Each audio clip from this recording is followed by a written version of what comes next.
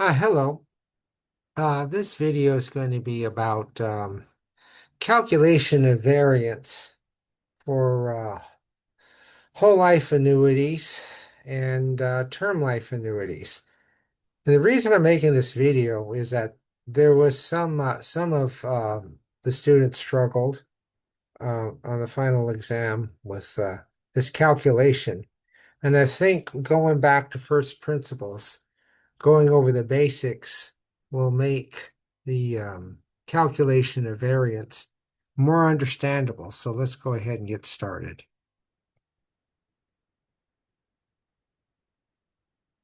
Oh, let's do this. I've changed it a little bit. All right, there we go.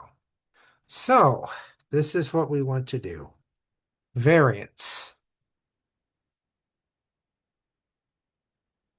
Oh, let's see here.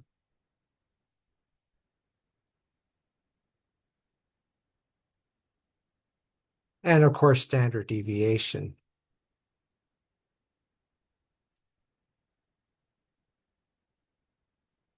Of present value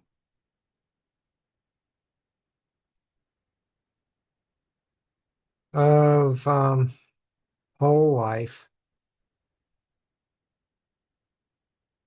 and term annuities.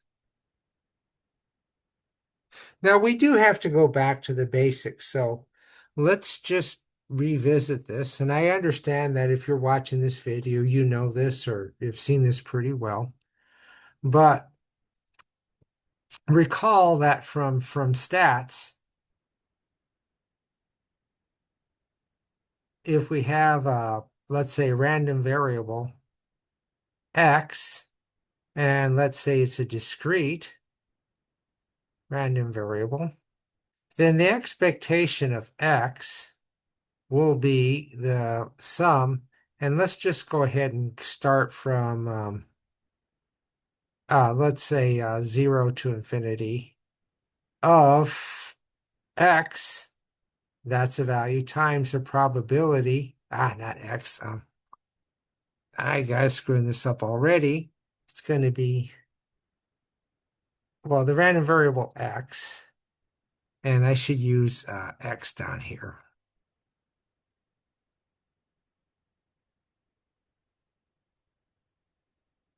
Times the probability that you'll have x, right? And the variance, of course, will be the expectation of x squared minus the expectation of x squared. Now, I realize this is not the definition of variance, but it's a commonly used calculational tool. Allow you to calculate variance. Now, let's look at the random variable that we have. And there's actually two random variable here. First of all, you have the curtate life x, and that's going to be the number of whole years lived, which can be thought of as a floor function of the lifetime, and this is years beyond x.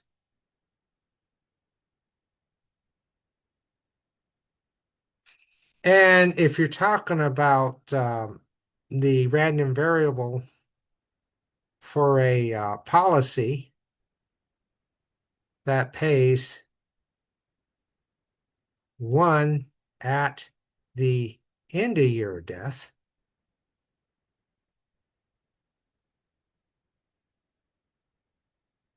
and remember, we're talking about the present value. You have to take time value of money into account. The expectation of that, you really are talking about the expectation of V, the discount factor, raised to the curtate life plus 1. And the reason why it's plus 1 is paid at the end of the year death. And that, of course, will be the sum of k equals 0 to infinity of in this case, is going to be Q K slash 1 times V to the K plus 1. Okay, that's going to be this. So this thing right here, this is itself a random variable often referred to as Z. That's going to be its expectation. So we're interested in the variance, right? So remember, the variance of Z is going to be the expectation of Z squared minus the expectation of Z, quantity squared,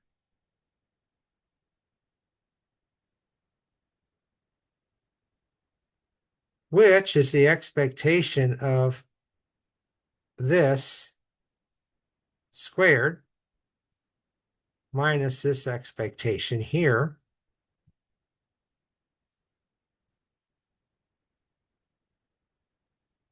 And remember, this is by algebra. This is the same thing you get just by squaring the discount factor, then raising to the Curte life.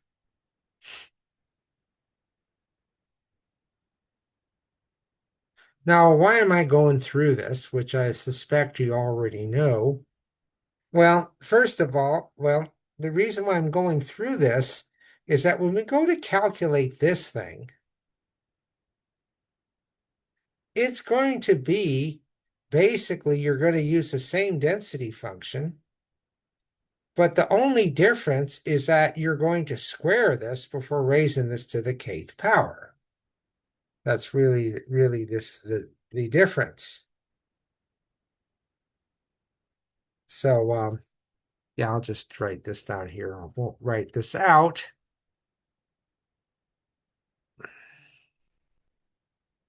But you can see that the difference here between this and this is that you're squaring the V. Double force of interest is how it's often said.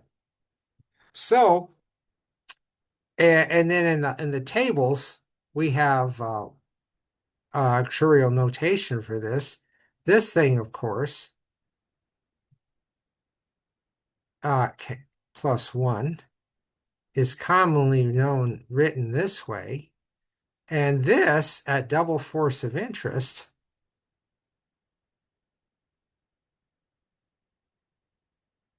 is commonly written like this. So when we go to calculate the variance for the present value of a whole life, it's merely this. And that's basically all there is to it. And these two things are tabulated in our tables. But again, the reason I'm going through this is that if you see the basic principle of calculating the variance for whole life, then for term life and for endowment insurance life, it becomes a little bit easier to see why the formulas are the way they are. So now let's go to term insurance. Now the term insurance, basically the idea here is that you have a policy that pays at the end of the year of life up to a set number of years, then it pays nothing. So the random variable we have here, I'll use Z again, it's going to be V Curtate life plus 1 for Curtate life being less than or equal to n minus 1. But if you live n years, it's going to be this, 0. You get nothing, right? And so if you wish to calculate the expectation, well, basically it's the same sum, but you just stop summing right here, right? So it's k equals 0 to, in this case, well, let's just look at let's look at our sums here. Um, K slash Q, V to the K. And the last, basically it pays at the end of the year of death. So if you die at N years or beyond, you get nothing. So it goes to N minus 1 here. And again, it's plus 1.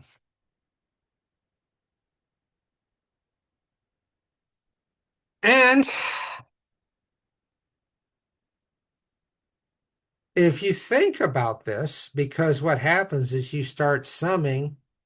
um, you start summing at 0 when you finish here. Um, the way you can see this is that if you take, let's say with n here, let's say you take a sub x, but then you stop summing at ax plus n, but you do have this factor, um, which is denoted by this in our tables, and that's going to be the probability a life aged x survives n years times v the n. And so this is really a discounted, this is not discounted, but deferred insurance right here.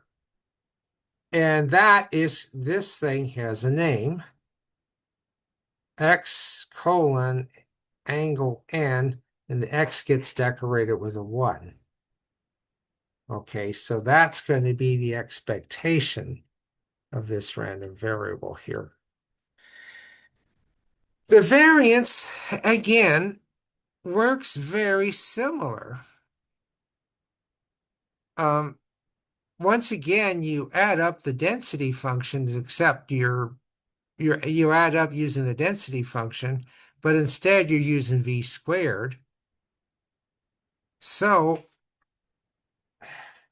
this part right here, what we can talk about is the expectation of z squared.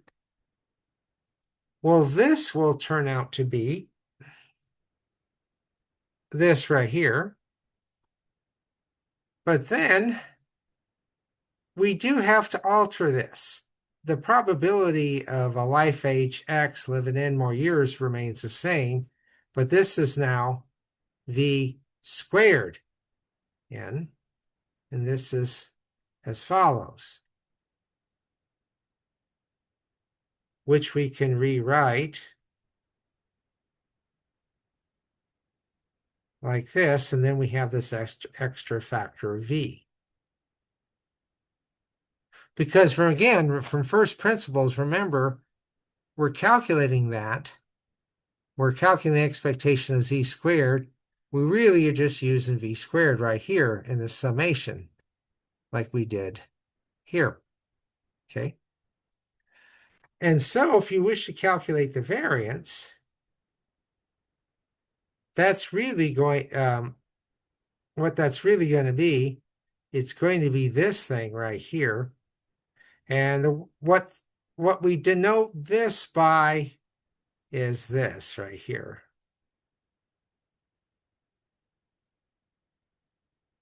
Minus ax n decoration squared, like so. All right? So that's how you calculate the variance for this. And again, the reason is very, very much for first principles. You really you need the expectation of the z squared, and all that does is you do this formula, but now you use a square here. That's really it. Now, what's going to be now if we want to talk about endowment insurance,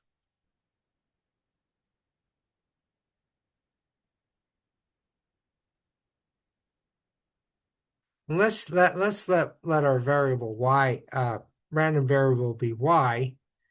What an endowment insurance means, it's like term insurance, but if you survive n more years, then you get the benefit. So this will be the discount factor raised to the minimum of current life n. Okay. And the reason is that if you get to the n, well, then you just get the benefit n years later, so the discount factor is n. If you die earlier than that, this is what you end up with right here. In a year death. Okay. So the expectation of y is really this plus this right here. Okay.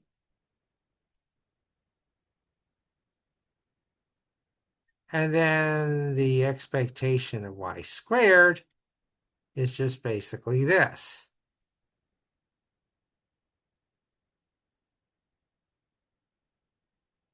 With the extra v right there. Again, all you're doing is replacing v by v squared. And so this thing right here is this thing here is often denoted x colon angle n, and this thing is often denoted this x colon angle n with a 2 decorating. So then your variance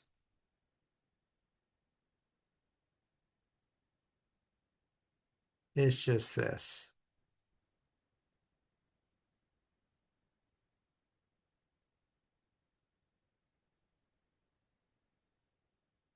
Okay, and that's your uh, that's your variance for endowment insurance. Now let's get up to the point of the video here. This is just to remind you, like when you look at this from first principles, it's not that bad. Now let's take a look at the life annuities.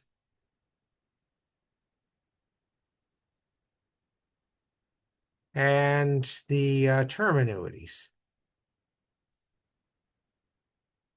Now remember, one of the useful things to remember here is remember the summation formula. And the summation formula here for the geometric series plus x to the n. And this is derived in calculus classes or other classes, like so. So that's a finite summation formula. And now our new random variable for the present value of an annuity due, payment at 0, and last payment. The last payment will be the start of year of death. Because remember, let's say if you live 10 more years after that, let's say 10 and a half years. Well, if you die at 10 and a half years, the last payment's going to be at 10. Because remember, it's annuity due, payment at the beginning, payment in advance, so to speak. The random variable here, and again, I'm going to use z, is going to be annuity due current life. And you're writing this as annuity certain right here. Well, this is, I'm sorry, that's right. And then this will be, because remember, this is going to be 1 plus v squared and all that. By the formula, you get the current life plus 1 divided by discount, because remember, discount is 1 minus v. So the expectation is going to be the expectation of this, because remember, expectations are linear. V to the, okay, current life plus 1 over D. And this is denoted as follows. Okay, like that. Now, the variance, well, if we wish to calculate this, well, let's see what happens here. Let's just go straight to the variance. Well, if we do the variance, let's say we talk about this variance here. Well, from probability and statistics, we know that an additive constant does not change the variance. And then what we end up getting is this is going to be the square of this coefficient. So it's 1 over d squared variance of this random variable. But we've been through that before. That's going to be 1 over d squared. And this random variable, this is going to be the random variance of the random variable that gives the present value of a whole life insurance policy that pays one at the end of the year of death. And we've been through that. And so we get a very simple formula for the variance of our whole life annuity. Now let's look at term. Now for term annuities, remember it pays one. Then if it lives, the person lives, it pays V. And the very last thing will be the curtate life. Let's right here. That's going to be the very, in other words, let's say you live 10 and a half years after you purchase your annuity. Well, the 10th, let's see. So here's the first payment, 0, 1, 2. Let's say here's year 10 and you die here. Well, this will be your last payment right here. So it's that curtate life there. But we know what that's going to be.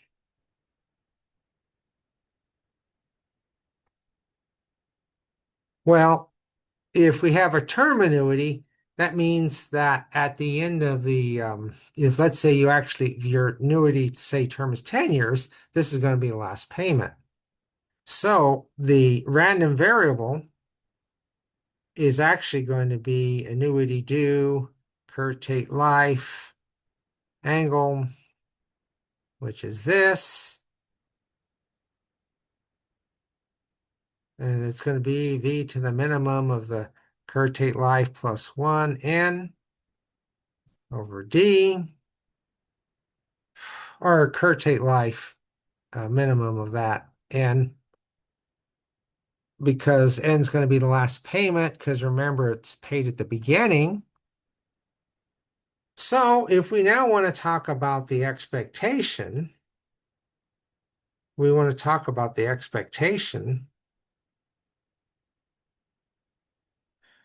well, then it's denoted like this.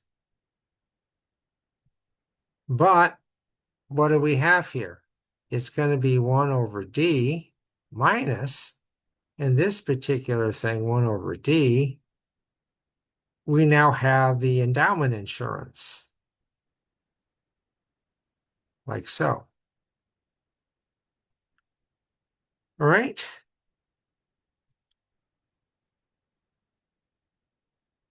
So that works out okay.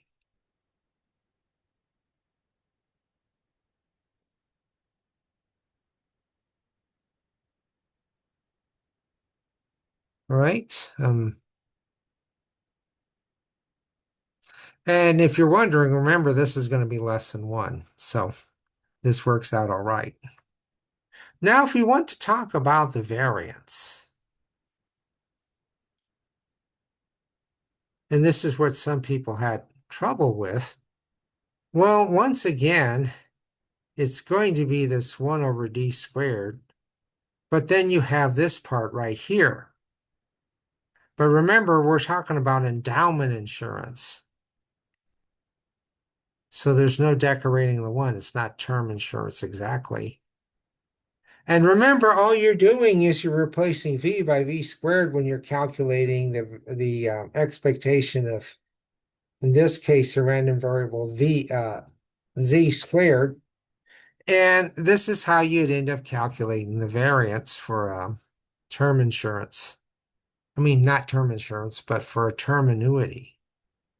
And these things are calculated exactly as they were up here.